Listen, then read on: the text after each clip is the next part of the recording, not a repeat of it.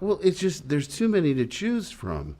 She was amazing. The first time I met her, I called her in London and said we should go to dinner to get to know one another before we start working on this movie. And I met her and I was just astonished. She was 19 and so funny and such verbal dexterity, and I love puns and wordplay, and I could make her laugh, she could make me roar. So we bonded immediately over humor, but what struck me was how brutally candid she was. You know, within 5 minutes, she's telling me these hair raising stories about her mother, Debbie Reynolds, and her father, Eddie Fisher, like I had known her for 30 years or something. It was like, should I be hearing this? I mean, she had no vault.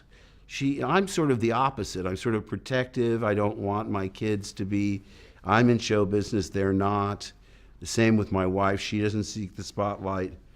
But so we were very different in that way. And we were very attracted to one another. I wasn't married at the time. And we sort of were, there was a flirtatious element to it all, but you know, I've learned you really shouldn't mix the two. You know, it's dangerous to have a relationship with someone like I had a relationship with the girl that played my sister on a soap opera. So you're working every single day.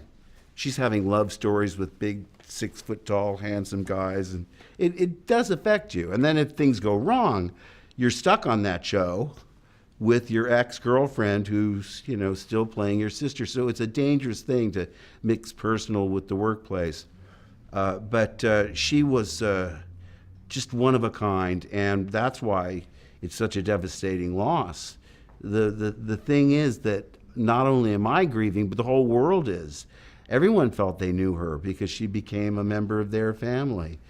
But I do know one thing, she would, first of all, she'd be honored that so many people cared about her, but she wouldn't want us to be sad. She'd want us to laugh and have a great time, just like she'd be having if she were here now. If she were here now, she'd be behind you making faces, giving me the middle finger, and putting devil's horns behind you. Anything to make me laugh. That was Carrie. Now, real quick, what can you give us about The Last Jedi? Anything at all? Well, as it says in the trailer, things are not going to go the way you think. And when I read the screenplay, I said, oh my gosh, that line is, there's nothing more true than that line. I mean, for Luke to say that the Jedi must end, what happened to this guy? He was the most hopeful, optimistic character, and now he's some elderly recluse